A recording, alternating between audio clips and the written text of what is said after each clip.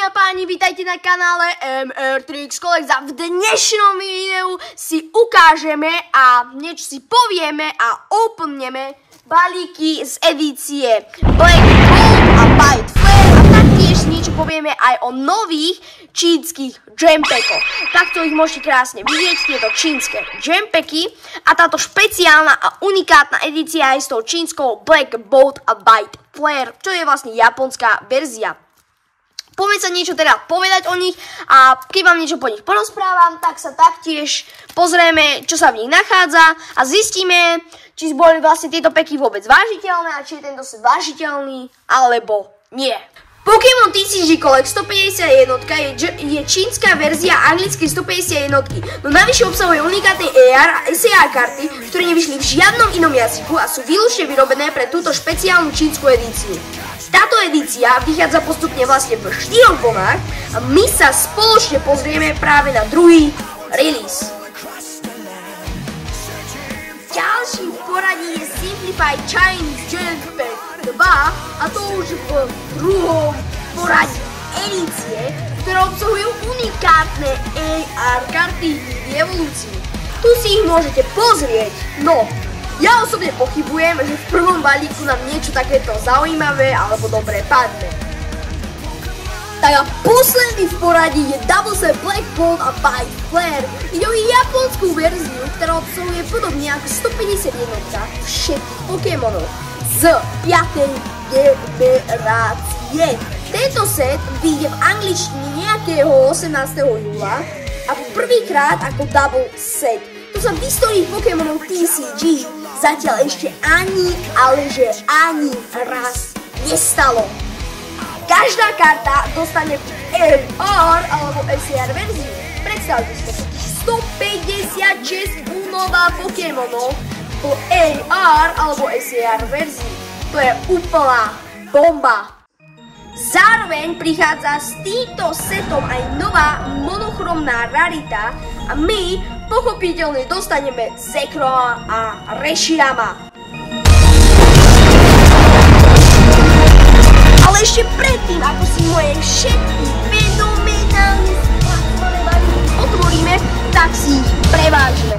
Takže začíname Black Bolt a ten má krásnych 11,69 gramov. Prilepím na to listoček, aby sme vedeli, akú má tento balík gramáž. Posúvame sa na White Flare a tento White Flare balíček má 11,80 gramov, čo je celkom prešup, lebo len ten minulý balík mal 11,69. Takže 11,80. Ďalší balík bude zase Black Bolt. Tento Black Bolt má 11,72.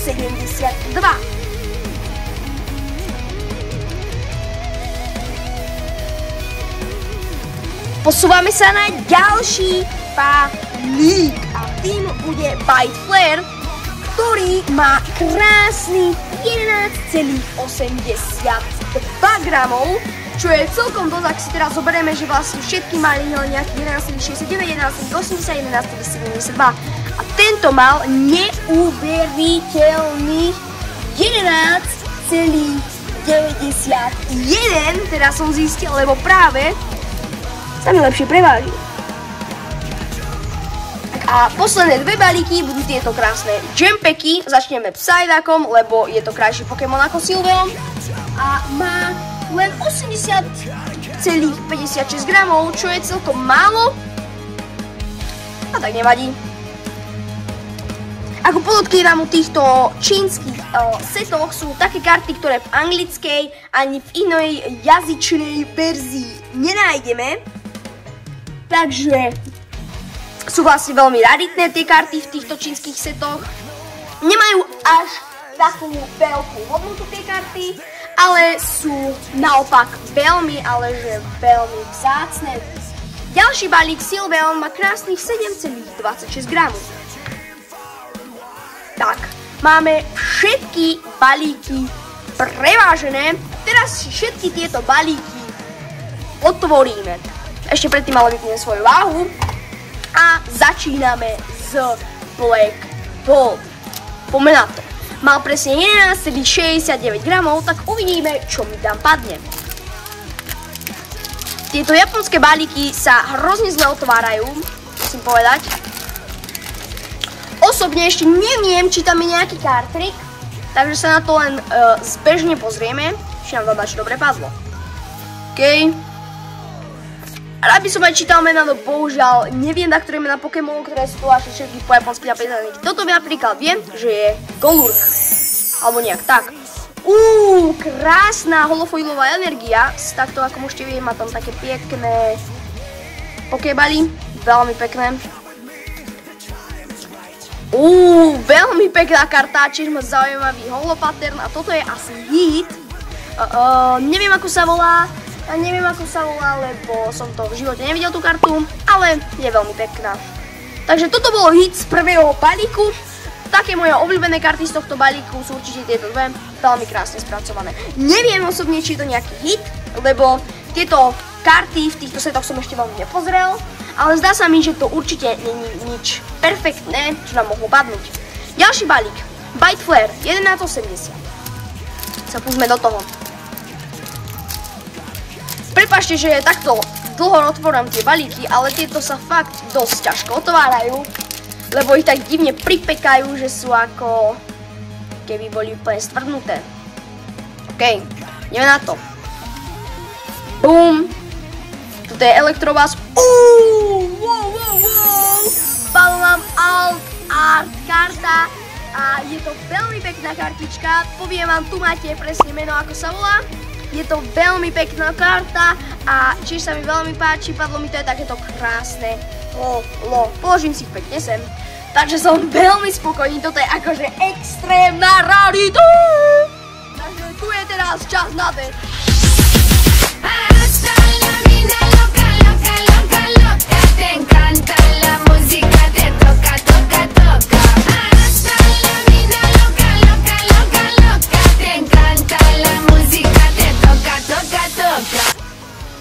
OK, a presúvame sa na ďalší balík.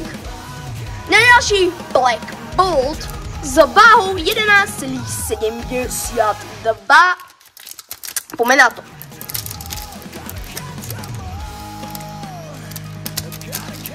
Fakt, tieto balíky by som najradšej rozrezal motorovkou, lebo mi príde také... Ľudia, mi sa to nedá otvoriť, chápete?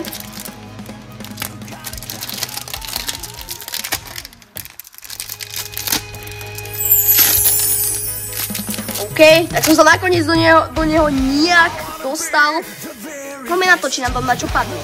Táto edícia sa mi zatiaľ veľmi páči, lebo mi tam padli zatiaľ akože fakt, že dosť dobré karty by som povedal. Ďalšie. Boom. Dosť pekná karta, dosť pekné reversole, ako môžete vidieť, zase má tam tieto krásne pokébaly.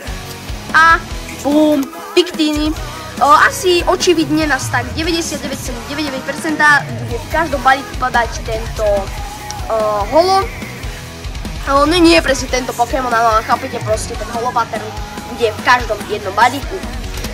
OK, posúvame sa na ďalší balík Bite Flare, ktorý má gramáž 11,91, čo je enormne veľká váha, by som povedal, oproti týmto, čo sme teraz mali. Tak uvidíme, či v tých vyšších váhach budú nejaké lepšie karty, alebo opačne, že tam budú tie karty horšie. Takže poďme do ňoho. Prvý, druhý Pokémon, nejaká ryba, krásne foilová, a toto je Master Ball karta, ako môžete vidieť, to nie je to Pokémon, je to Master Ball. Je nejaká karta, zase ďalší dencík. Boom, OK, obyčajné EXO, not bad. Veľmi dobre. Lebo tieto Master Bally sa mi zdá, že sú o dosť viac hodnotnejšie a o dosť viac rarit, takže zatiaľ tomu hovorím kvalitný úplný.